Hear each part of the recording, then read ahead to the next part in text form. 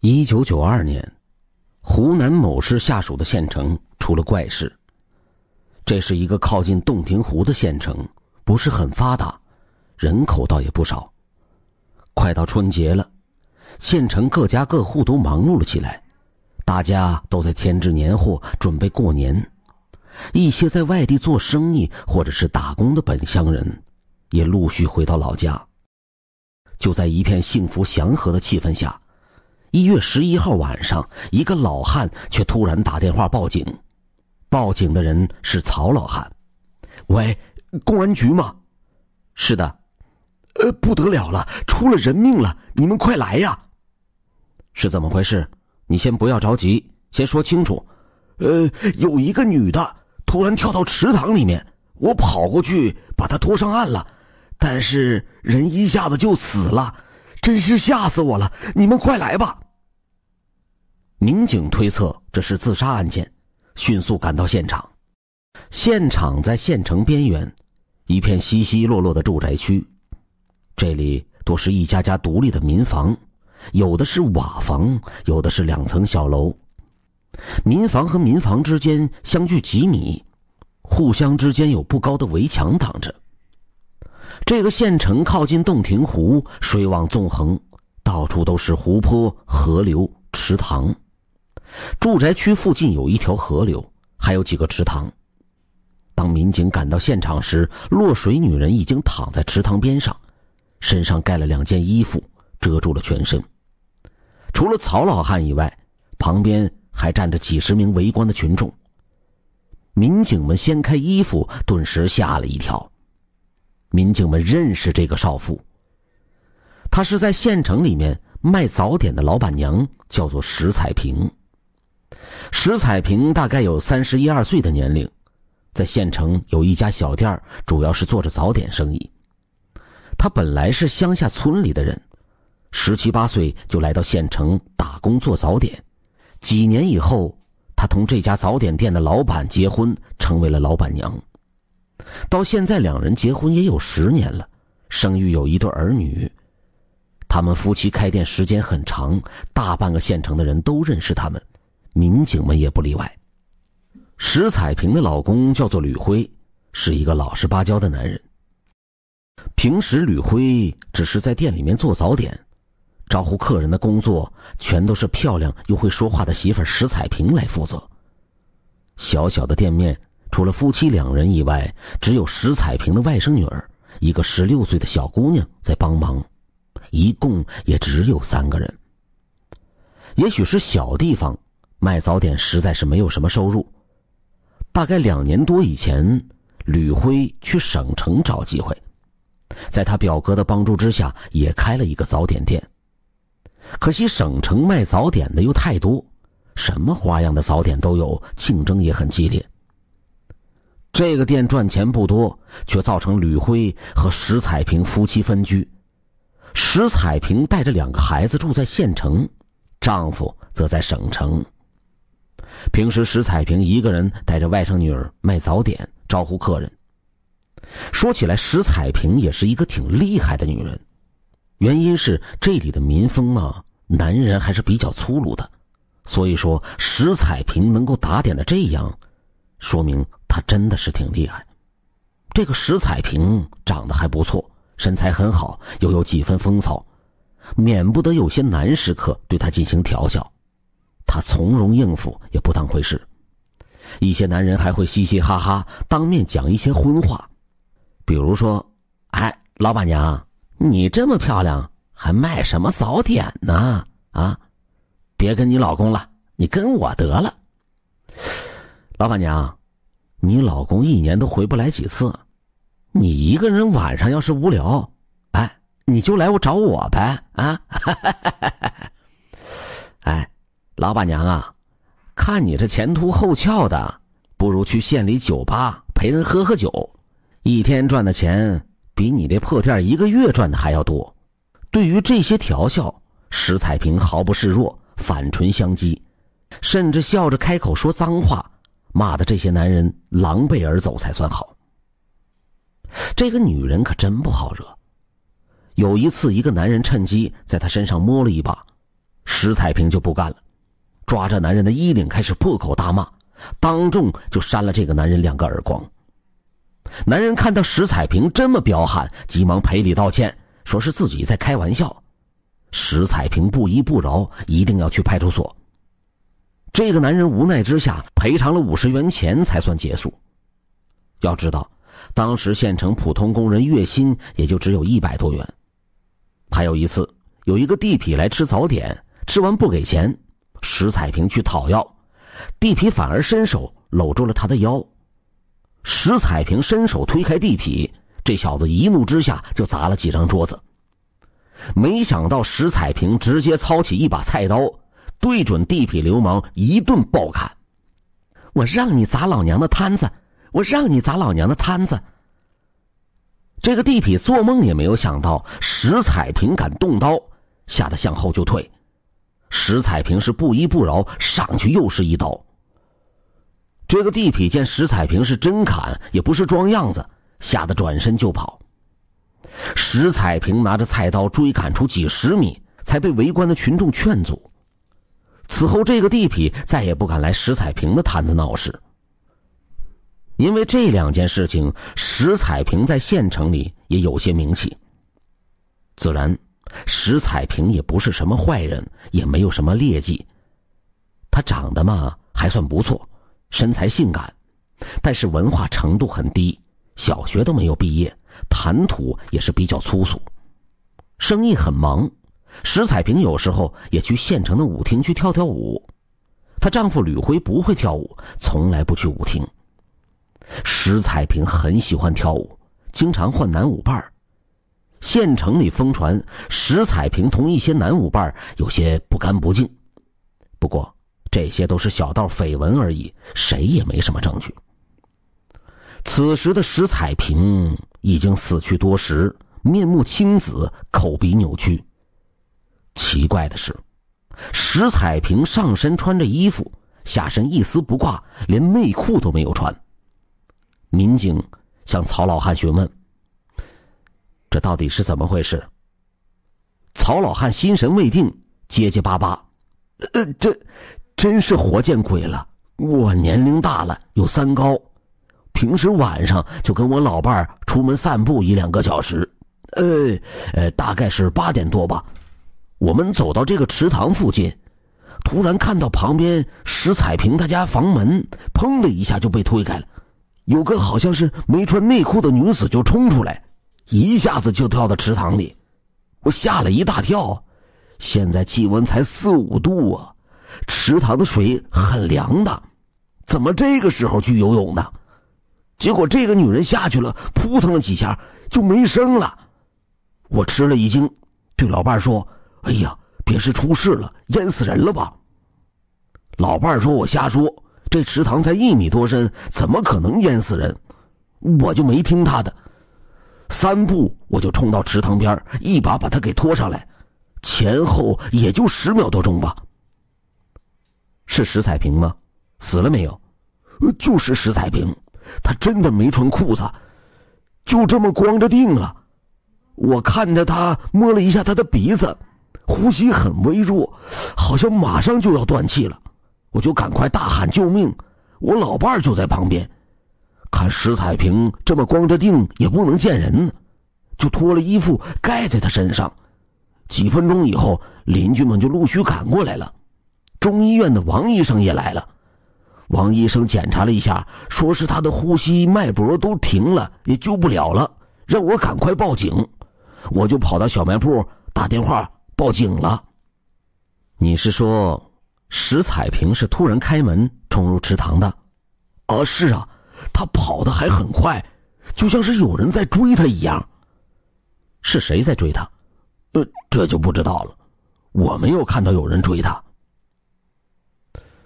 那她跳下水到你救她上来只有10几秒钟？对呀，我和我老伴就在池塘边上，相距也就几米吧。这么短的时间，她应该不会是淹死的，怎么一下子就死了呢？这我哪里知道啊，反正她上来就是半死的样子。刚开始她还有一点点气，后来直接就死了。你不是瞎说吧？警察同志，天地良心，我说的都是真话，我老伴儿可以作证。不用他的老伴儿出面，也有很多邻居可以作证，曹老汉没有任何嫌疑。警方去了石彩萍的家里，发现房门打开，家里空无一人。打听了邻居才知道，石彩萍平时要做生意，早出晚归，带着2个孩子很是辛苦。现在孩子已经放了寒假，都住在石彩萍乡下的老家。这段时间，石彩萍就一个人独居。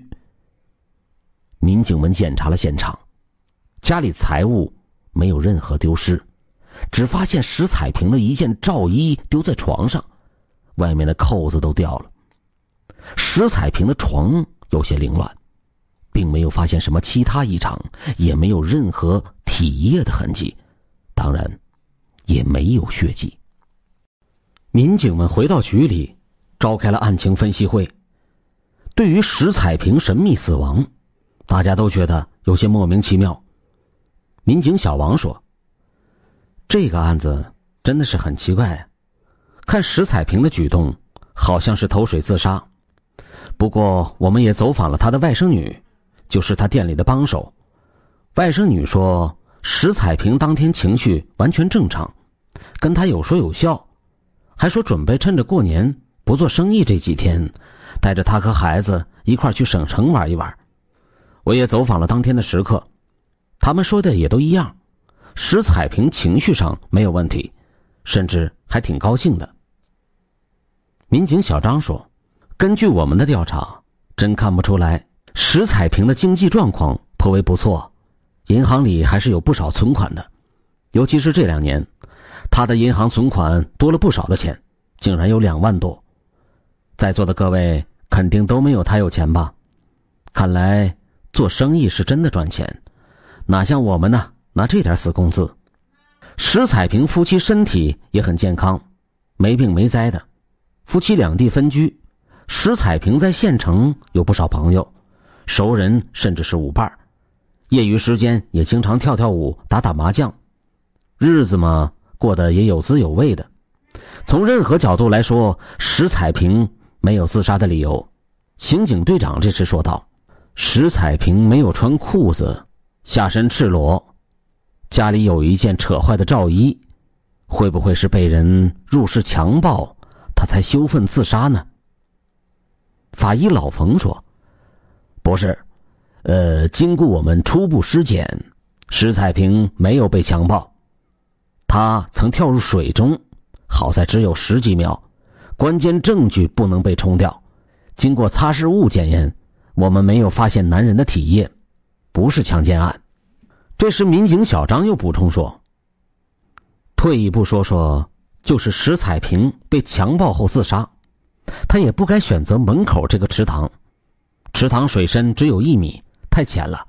根据我们调查，石彩萍从小就在洞庭湖里游泳，水性很好，以他的游泳技术，跳入这种小池塘，无论如何也死不掉，这不符合逻辑。刑警队长说，老冯，石彩萍死因究竟是什么？我们仔细检查过，石彩萍身上没有任何外伤，不像是外力致死，我们推测是突发疾病，比如是什么心脏病、心脑血管疾病之类的。现在最有可能是石彩萍在家中如厕的时候突然发病，身体极度不适，自己又是独居，石彩萍也顾不上穿上裤子，冲到门外试图呼救，误入池塘内。不过具体是什么病，还需要解剖才能确定。目前石彩萍父母不同意解剖尸体，我们还在说服这2个老人。对，这个推论倒是挺符合逻辑的。民警小王说，老冯说的有一定道理，但我不同意这个判断。石彩萍的外裤和内裤都丢在床上，一看就是她自己脱下来的，没听说过女人上厕所会将所有裤子脱光的，我看很可能是强奸。法医老冯又说道：“唉，你们年轻人懂什么？你说强奸，我现在告诉你，石彩萍身上没有强奸的痕迹。至于她为什么没有穿裤子，这有什么稀奇的吗？说不定她有什么妇科病，正在用洗液清洗啊，自己把内裤和外裤都脱了，这谁知道呢？办案是要看大的方面，不能钻牛角尖啊。”这时候民警小王就不敢再说什么了。案情就这样，现在关键要确定石彩萍的死因，需要解剖。当地乡下风俗是人必须完整入土，绝对不能解剖，不然死了也不得安宁。无论警方如何劝说，石彩萍的父母就是不同意解剖。这种情况下无法确定石彩萍死因，案件就没法有进展。自然，如果试图大事化小，小事化了，民警完全可以认定为突发急性病死亡，皆大欢喜，连立案都不需要。不过这个刑警队长还是颇有职业责任感的。出于职业的敏感，刑警队长总觉得这个案子有什么问题，不同意认定为意外。此时石彩萍的丈夫吕辉突然从省城回来了，他找到了刑警队长。刑警队长说：“你有什么事吗？”吕辉说：“我有个情况，考虑了很久，还是决定同你们说一说。虽说家丑不能外扬，既然都出了人命了，也就不能不说了。”“哦，是怎么回事？”“我老婆在外面有情人，有了好几年了。”“什么？你们夫妻感情不是挺好的吗？”“哈，那是装给外人看的。如果夫妻感情真的很好，我一个人跑去省城干嘛呀？”“大概是2年前吧。我发现我老婆有些奇怪，她是有几分姿色的，不过毕竟结婚都这么多年了，孩子都快上中学了，她平时只是稍微打扮打扮。有那么一段时间，她几乎每天都细心的化妆，打扮的花枝招展的去跳舞。你们也知道，我这个人老实内向，平时就在店里面埋头做事，也不怎么同人接触。外面的事情基本都是他在张罗，平时我也不管他的事情，他跳舞打牌都由他。我们这种小地方，有些事情也瞒不了人。一次我表姐找到我，说她有个闺蜜的弟弟在下面的乡镇开旅馆。有一次她和闺蜜去那个旅馆打牌，亲眼看到我老婆同一个男人从房间里出来。我老婆脸红红的，一看就是刚刚做过那种事情。闺蜜的弟弟说，他们2个经常来这里开房，少说也有20-30次了，每次都是2人分别过来，是我老婆开好了房，等着这个男人。这个男人是什么人？我也不知道，就知道是县医院的什么医生。说起来真是不好意思，这个男人是个年轻小伙子，岁数比我老婆小得多，也不知道他们是怎么搭个上的，估计不是打牌就是跳舞。那你是怎么处理这件事的呢？我这个人性格比较懦弱，当时就像五雷轰顶，我人都傻了，我也不知道该怎么办才好。整整1个月什么都没说，但是他还是隔三差五的去开房，我实在是忍不住了，就捅破了这件事。你知道我老婆怎么说的？哦，她怎么说？我老婆说，这事儿本来就准备找时间跟我说，既然我知道了就最好。她说自己倒霉，如花似玉的女人嫁给我这种窝囊废，每天要一大早起来卖早点，赚点小钱儿，日子不是人过的。她早就想离婚了，就是考虑孩子才没有离。她说如果我受不了了，我们现在就去离婚。那你不愿意离婚吗？只要是个男人，谁受得了这个？可惜贫不择妻呀，这话一点都没错。我要是离了，自己带着2个孩子，到哪里再找一个女人呢？石彩萍就算是在外面偷人，好歹把孩子照顾得不错，也能为家里赚钱。所以我就忍气吞声，自己去省城开小店去了，反正眼不见心不烦。就这样，我2年多基本上没怎么回去。我刚走几个月，表姐又打电话给我，说她老公好友的老婆在县城医院的妇产科做护士，她看到我老婆由外甥女儿陪着来做人流手术，做完以后，一个陌生男人接走了他们。我已经大半年没碰过他了，这孩子当然不是我的。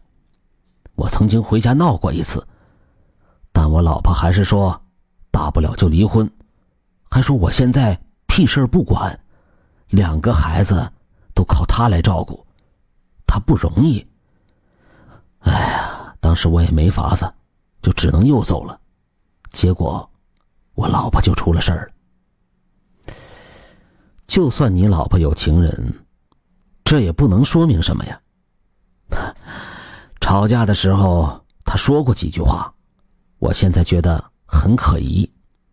她骂我没用，说老娘不但能玩小伙，还能从他身上搞钱，上万都能搞得到，说是你这种没用的男人都不配为老娘提鞋。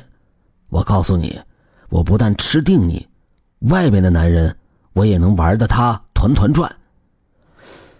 我上次回家收拾东西，无意中看到我老婆的一张存折，那上面竟然是1万元整。她卖早点，每个月就赚点小钱，这1万元要赚10年，这钱她哪里来的？我最了解我老婆，恐怕是从那个男人那里搞来的。普通人会把这么多钱给她吗？我看我老婆肯定是骗或者是敲诈。现在她突然死了，或许同这个情人有关系。你说的的确有可能，不过不对你老婆验尸，我们就不能确认死因。你要帮忙说服她的父母同意尸检，要不然这个案子恐怕就不了了之。现在局里面有很多人认为你老婆是突发疾病死的，你也知道我也是顶着压力做这件事，你们一定要配合。这个我试试看吧。吕辉还是有点办法的，他和岳父岳母的关系一直很好，反复说理劝说，指出石彩萍很可能是遇害。石彩萍才30出头，就这样死了，得为他讨回公道。吕辉苦口婆心地劝了有几天，最终说服了岳父岳母同意尸检。于是法医老杨对石彩萍进行了尸检，发现死者器官有异乎寻常的鲜红色，似乎是中毒。除此以外，石彩萍的身体很健康，没有任何疾病，更别说心脏病、心脑血管疾病。老杨有些吃惊，本来他认为石彩萍死于疾病，看来是判断错误了。相关的组织还有液体送到省里进行毒物鉴定，结果是氰化物中毒。不过石彩萍的胃部没有氰化物的痕迹，她不是被人投毒吃下去的。那么常见的氰化物中毒还可以是注射、喷射，或者是骗受害人长期用体表接触氰化物，这都必须存在身体接触。老杨和省里的法医花费了几天时间，一寸寸地检查尸体，没有发现任何的针孔和皮肤接触氰化物的痕迹。见鬼了，从现在的证据来看，石彩萍是死于氰化物中毒。即便中国最顶尖的法医也无法找到凶手是如何下毒的。可以肯定的是，凶手不是让石彩萍吃下，也不是采用注射和喷射氰化物液体的方法将她毒死。石彩萍体表也没有任何和氰化物长期接触的痕迹。那还有什么地方能够下毒呢？对不起，根本没有。这边刑警队长倒是有所突破，石彩萍有情人的事情也不是一两个人知道。刑警队长盘问了曾经陪石彩萍一起去做人工流产的外甥女，外甥女吞吞吐吐地告诉警察，我姨妈的情人叫做汤守峰，是县医院的外科医生，他岁数不大，也就24、25岁吧。2年前他们是在一次跳舞的时候认识的。这个小伙子很帅，人也比较正派，平时一些男舞客同女人跳舞的时候都会趁机揩油，贴得很近。汤守峰跳舞却是很规矩，一看就很嫩，这样他就被我姨妈给看上了。我姨妈看起来很正经，可是为人其实是很风骚的。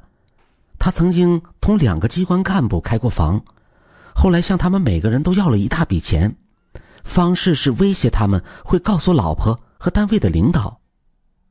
哦，你姨妈为什么会这么做？一是她就喜欢和男人这么玩，觉得我姨父太没有用了，还有就是为了钱。你们也知道，卖早点也赚不了几个钱，哪里有这样来钱快呀？我姨妈说，这些男人都是有身份的人，占了女人的便宜以后，唯恐丑闻暴露，都会愿意给钱。她从2个男人身上搞的钱，抵得上炸20年油条了。此次她对汤守峰故技重施，2个人很快就搭上了。我姨妈带她去喝酒，2个人喝得半醉，一起去开房。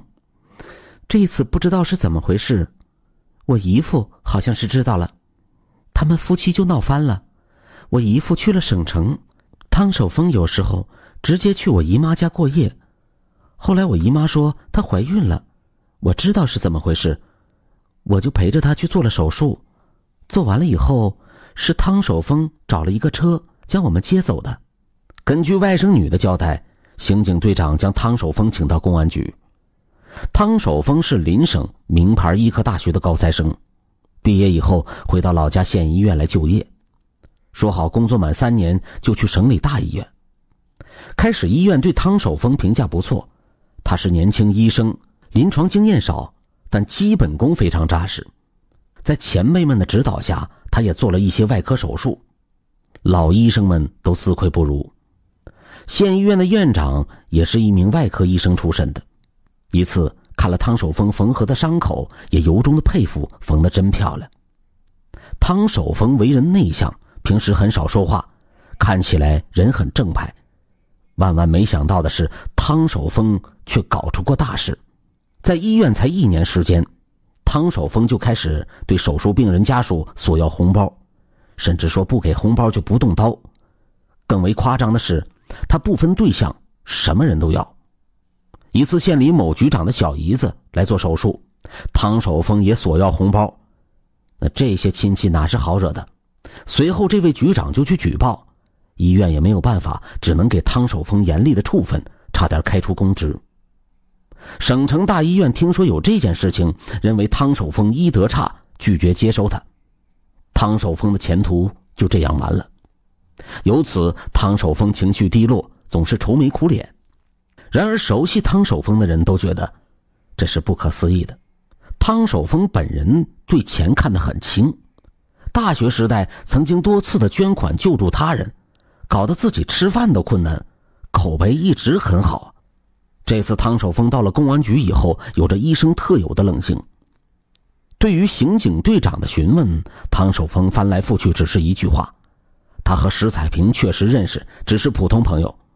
刑警队长拿出证据，指出汤守峰和石彩萍有男女关系。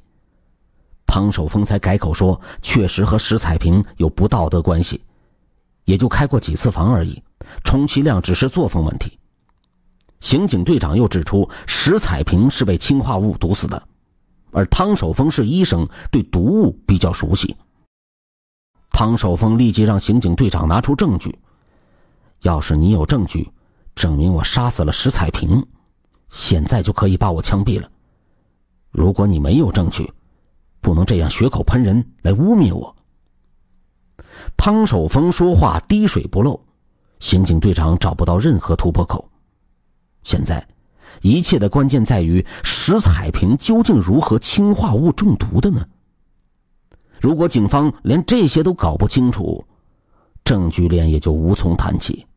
法医老杨为此拜访了全国很多法医权威，然而大家却都一筹莫展，没见过这么怪的毒药杀人案件。本来案件就要彻底的成为一个悬案，汤守峰依旧做他的医生了。可是人算不如天算，案件意外的峰回路转了。法医老杨在湖南做了很多年法医了，有很多本省的法医朋友。在垂头丧气无功而返的前一天，他在省城找了几个当地工作的同学喝酒，大家酒过三巡，一个法医朋友无意中说了一个悬案。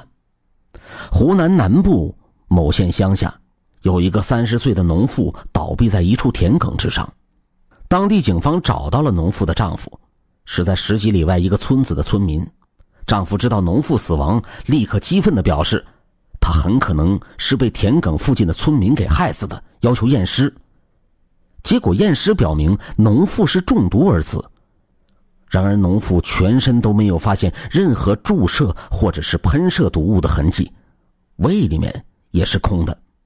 尸检中发现了一个非常奇怪的情况，当法医们剪开死者内裤时，发现内裤里面竟然有一个破裂的塑料袋，里面装的白色粉末状药物都泼洒掉了，成分不明。目前这些残留粉末已经送到了省里做鉴定，结果还没有出来。根据村民介绍，这家丈夫是职业小偷，他专门偷别人家的猪狗。湖南农村民风比较彪悍，一旦发现有人偷猪偷狗，往往会抓住小偷打个半死。湖南农村民风比较彪悍，一旦发现有人偷猪偷狗，往往会抓住小偷打个半死。所以这个家伙直接就用毒药将猪狗给毒死，然后背走，这样不容易被发现。偷猪的时候一个人往往是扛不动的，小偷就会让老婆，也就是那个农妇去帮忙。夫妻两人合伙盗窃，现在农妇死了，村民怀疑他是误服了偷猪狗的毒药。听了这番话以后，法医老杨若有所悟。当晚凌晨1点，老杨从睡梦中惊醒了。突然之间，他像是被什么给击中了，一瞬间逻辑理顺了。他当晚打电话将同学从睡梦中吵醒。那个小偷是不是之前经常用氰化物来偷盗猪狗啊？啊，对呀，他的邻居都是这么说的。猪狗吃了氰化物一下子就会死，连声音都不会发出。那这个农妇尸检是不是器官是鲜红色，血液不凝固，尸体上有鲜红的尸斑呢？你怎么知道的？这就对了。老杨迅速回到县公安局进行了工作汇报，要求立即改变侦查方向。刑警队长立即派人调查了本县和周边县所出售氰化物的商店。在当年，氰化物是严格管理的药物，只出售给专业机构，比如说医疗系统。队长拿着汤守峰的照片，让所有商店营业员来辨识，果然有所收获。临县的一个营业员认出了汤守峰，他带着医院的工作证从这里买走了一些氰化物，借口是做药物实验。由于他是大医院的医生，营业员也没有任何怀疑。这边汤守峰所在的医院否认有任何工作需要氰化物，同时医院药剂师介绍汤守峰曾经从这里拿走过一些空胶囊。然而这只能证明汤守峰有下毒的能力，仍然要找出他下毒的手段，不然证据链最关键的一环就缺失了，不能给他定罪。法医老杨立即进行了第2次尸检，期间终于有了重大突破，确认了自己的推测，整个证据链也就完整了。于是胸有成竹的刑警队长再次提审了汤守峰。你说说，你是怎么毒死你的情妇石彩萍的？汤守峰说，我说过，这和我没关系。哼，你以为利用自己的专业知识杀人，我们就拿你没有办法了吗？你看看这个东西。汤守峰接过一份文件，看了几眼以后就瘫倒在椅子上。真没想到你们竟然发现了，真了不起呀！你还真狡猾呀，差一点就被你混过去了。如果不是湖南有个农妇因为同样的原因意外死了，我们还真的破不了案。从头说说吧。到了这个地步，我也没有什么好隐瞒的，你们都知道了。其实我也是受害者。大概2年多以前，我结束了实习，回到老家的县医院。当时我23岁，没有什么社会经验，一个人租房子住在县城，父母也都在乡下。我们学外科的很少有女生，我在大学也没有谈过恋爱，只是参加过大学的交谊舞俱乐部，对跳舞很感兴趣。到了县城以后，我平时无聊就去舞厅跳跳舞。石彩萍是舞厅之花，大概30岁，男人都争着请她跳舞。她看到我以后主动来请我跳舞，一来二往我们就认识了。石彩萍是我们乡下的，很有几分姿色，又性感，性格爽朗。我从小就喜欢这种类型的女人。大家接触久了，我就有些心动，想要占她一些便宜。说来可笑，我用大学时候听到的方法去钓她，没想到她比小鱼还容易钓，很快就和我开房了。说起来也不怕你们笑话，当时我还是处男，根本不是我玩她，是她在玩我。刑警队长说：“你继续说，你们是怎么翻脸的？”和我发生关系以后，他就讹上了我，不断地问我要东西。每次我和他开房以后，他都用各种名义向我借钱要钱。我就是个小医生，收入也不高，每个月的工资全部都给他还不够，而且他是少妇，我是毛头小伙子。我渐渐觉得身体有些吃不消，还觉得这个女人挺可怕的。她文化程度不高，很多字都不认识，智商却不低。她不是什么善类，做事很辣，比我厉害得多。我就开始想要疏远她，谁知道她说留下了我们开房的证据，后来又说留下了为我打胎的证据。如果我不给她钱，她就把这些证据交给我们领导。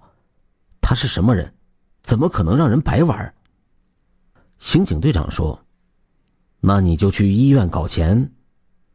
你也知道，我们医生是不能失业的，离开公立医院等于判我们死刑。”我很害怕他的要挟，走投无路，唯一的办法就是要红包了。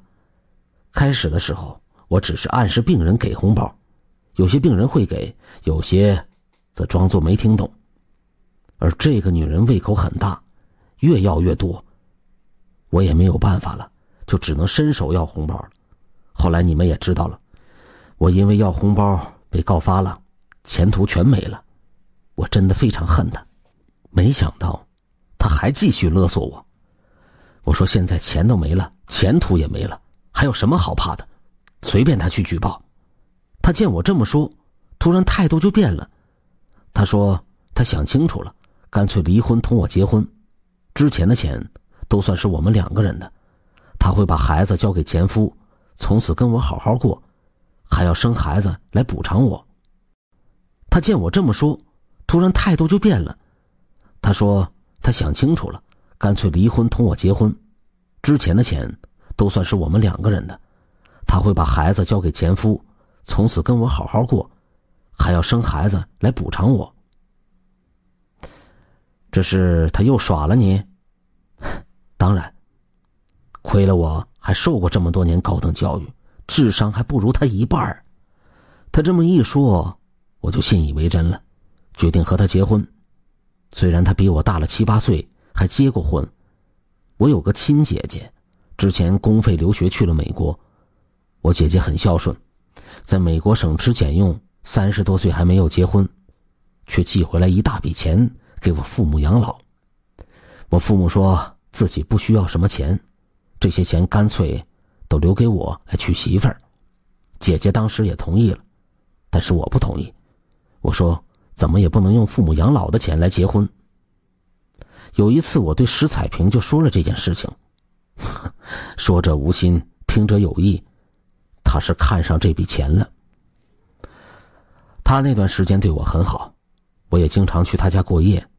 他借口结婚需要用钱，还要和我在县城开一个大的饭店，向我要钱。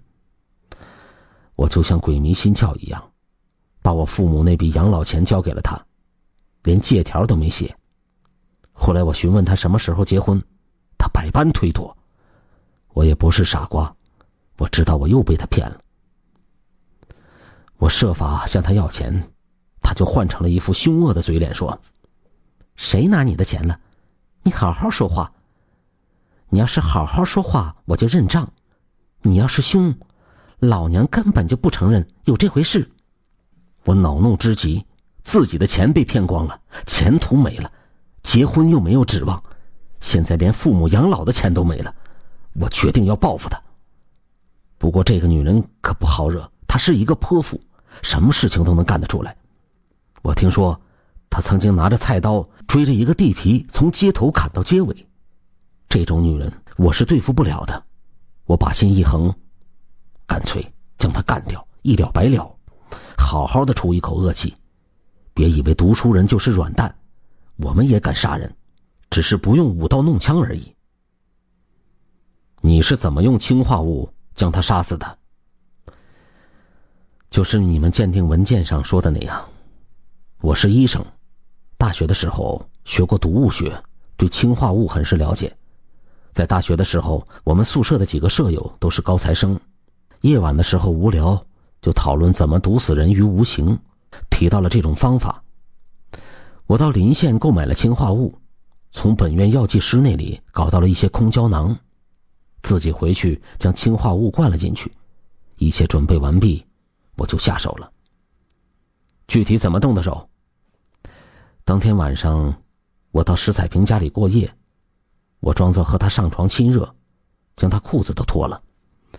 趁她不注意，我将那枚氰化物胶囊塞入了她的阴道里面。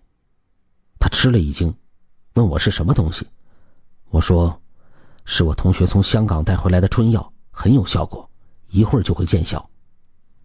石彩萍虽然说聪明，毕竟没有文化，她一下子就相信了。2-3分钟以后，她说下面感觉不舒服，像是抹了辣椒。我骗她说这是药发作了，再等一会儿。又过了1-2分钟，她突然说心里不好过，唰的一下就坐了起来。她又说好闷呢。说罢，她用力地扯自己的衣服，一下子就把罩衣给扯掉了，整整1排扣子都掉了，可见力气之大。我看她脸色变了，呼吸非常急促，知道是毒性发作了。我怕她死前袭击我，就赶快向后退了几步。此时她已经非常难受了，也顾不上我了，她就喊着不行不行，她要去洗掉它，太难受了。说罢，她就突然冲了出去，下身什么都没穿。她是想要去洗掉那个所谓的春药。我看着她一下子跳入了池塘，随后就倒下不动了。接着好像是有人跳下去救她，我怕被人发现，就急忙从她家的小门溜走了。我本来是准备等她毒发死掉以后，再将胶囊碎片尽量取出带走，这样就神不知鬼不觉。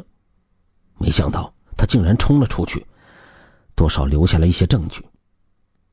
话说回来，我认为法医都是草包，都是做不成医生的人才会干这个。普通的法医绝对不可能去女人阴道里面去化验毒物。我觉得石彩萍是怎么死的，你们永远也发现不了。你们到底是怎么知道的呢？哼，那是你运气不好，无巧不成书。湖南也出现了类似的事情，有个农妇和她老公2个人带着氰化物去偷猪，结果刚进猪圈就被人发现了。这里人抓住小偷都是往死里打，夫妻2个人就分头跑了。装氰化物的小塑料袋就在农妇的身上，看到有人追近了，他害怕挨打，就赶忙将氰化物处理掉。说来这个人也是贪心，本来朝田埂上一扔就没事了，氰化物粉末很贵，还不容易搞到，他呢舍不得丢掉，就藏在了内裤里面。他自作聪明地认为，就算是被人捉住，村民也不会搜查女人的内裤。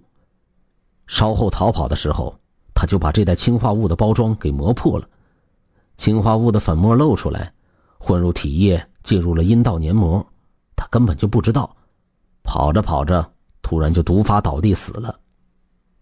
我们开始也不知道是怎么回事，发现他是氰化物中毒，又发现内裤和阴道里面都有氰化物粉末，才推测出是这么死的。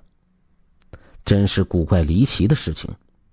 负责这个事件的法医恰好是我们杨法医的同学，这样我们才推测出你的杀人手法。